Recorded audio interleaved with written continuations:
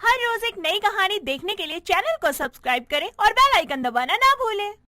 गरीबी एक ऐसा रोग है जो ना जाने कितने लोगों को रोज खाते जा रहा है, लेकिन इस रोग को खत्म करने का कोई रास्ता नहीं है। ऐसी ही कहानी है हमारी कहानी की पात्रा आरती की, जो बहुत गरीब थी और गरीबी में सही इलाज ना मिल पाने के कारण उसने अपनी माँ को अभी अभी खोया था और पिता का साया तो उस पर से बचपन में ही हट गया था। अब उसके जीवन का कोई सहारा था तो वो था उसका छोटा भाई, जिसको रोते हुए वो कहती है, भाई रोना बंद कर, अब माँ जा चुकी है। आखिर हम कब तक उसकी याद में रोते रहेंगे? अगर आप ऐसे ही रोते रहोगे तो माँ की आत्मा को बहुत परेशानी होगी।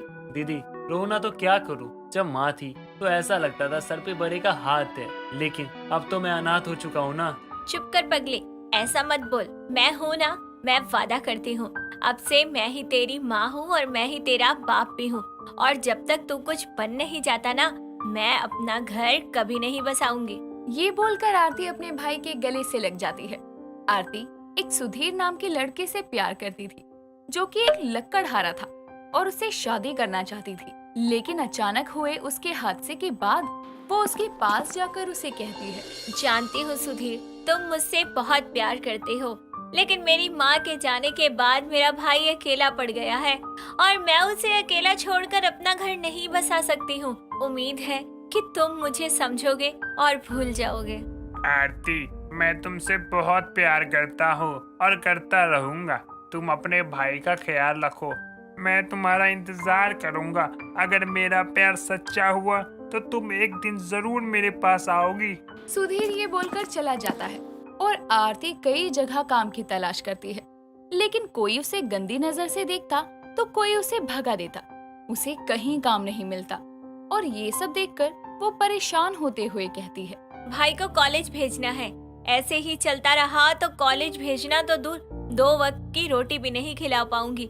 मैं नहीं चाहती वो काम करे और उसकी पढ़ाई खराब हो।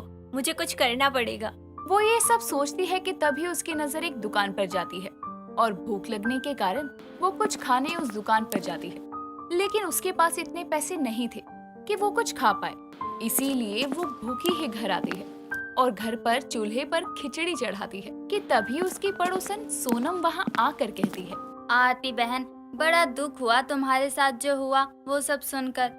भगवान तुम्हें हिम्मत दे। कैसी हिम्मत बहन, भाई को कॉलेज भेजना है, कहीं कोई काम नहीं मिल रहा।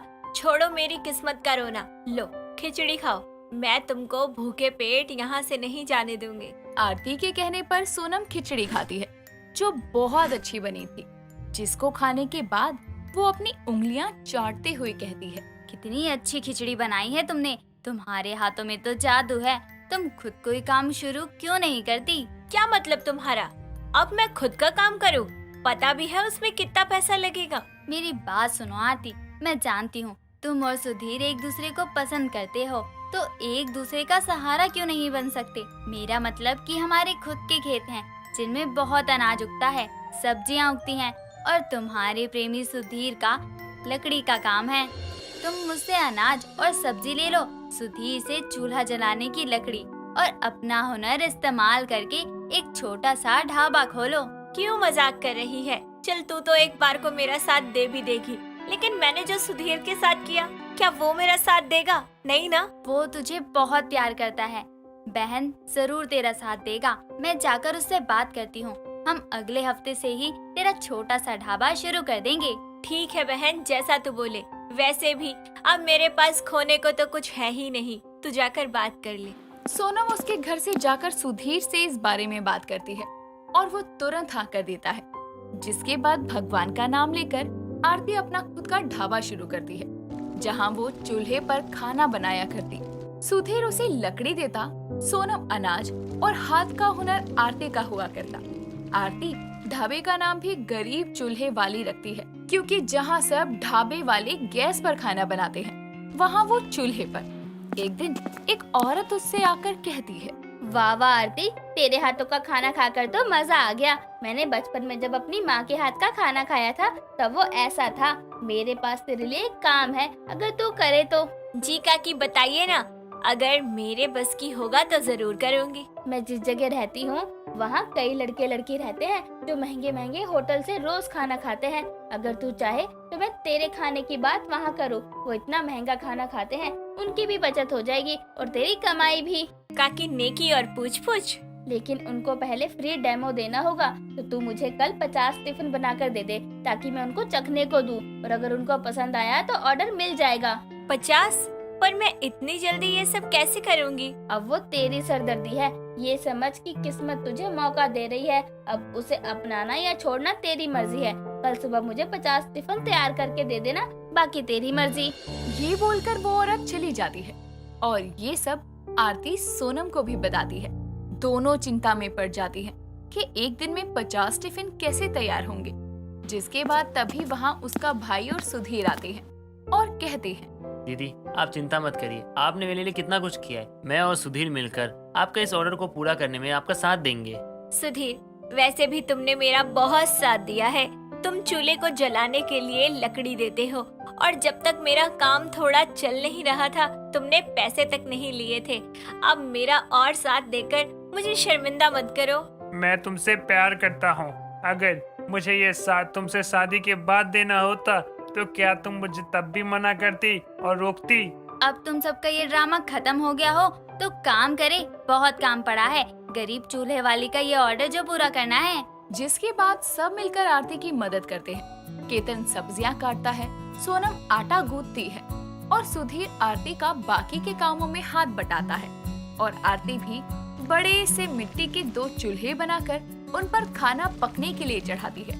अगली सुबह जब वो औरत आती है तो खाना लेकर चली जाती है। जिसके बाद आरती की आंखें उस औरत के वापस आकर उसके जवाब देने की राह देख रही थी। लेकिन हफ्ते बाद भी वो औरत वापस नहीं आती। आरती को निराशा की आंधी घेर लेती है। जिसके बाद वहाँ सुधीर और केतन मिठाई लेकर आते हैं और आरती का मुंह मीठा करवाते हुए कहते हैं, लो मुंह मीठा करो। किस खुशी में?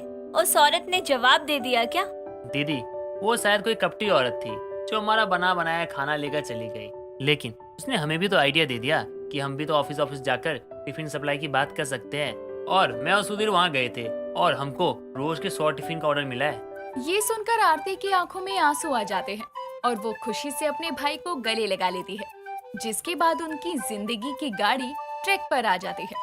वो टिफिन के काम के लिए और औरतों को भी काम पर रखती है और सुधीर, केतन और सोनम से कहती है, मैं बहुत खुशनसीब हूँ जो तुम तीनों मेरी जिंदगी में आए।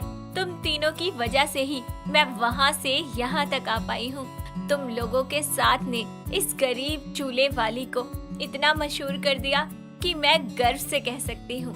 ये सब तो चलता रहेगा, लेकिन अब तुम सुधीर भाई से शादी कर लो ताकि मैं भी केतन से शादी कर सकूं। क्या तुम केतन से प्यार करती हो? हाँ दीदी, सोनम मुझे पसंद करती है और मैं भी। साथ काम करते करते कब हमको प्यार हो गया पता ही नहीं चला, और अब हम शादी करना चाहते हैं। तो कुछ महीने बाद मेरा कॉलेज खत्म हो जाएगा, उसके बाद हम आपकी और सुधीर की शादी करवा देंगे। फिर आप सोनम के घर वालों से बात करके हमारी भी शादी करवा देना।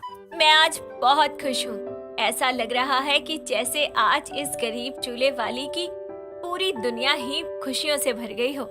आरती खुशी से रो पड़ती है। केतन का कॉलेज खत्म होने के बाद आरती अपनी जिम्मेदारी से मुक्त होकर सुधीर से शादी कर लेती है और कुछ महीने बाद वो सोनम और केतन की भी शादी करवाती है। जिसके बाद वो चारों मिलकर अपना गरीब चूल्हे वाली का ढाबा और टिफिन सर्विस को चालू रखते हैं। दोस्तों, अगर आपको ये कहानी पसंद आई तो इसे लाइक करें, शेयर करें और कमेंट करके बताएं कि कहानी में आपको सबसे अच्छा क्या लगा।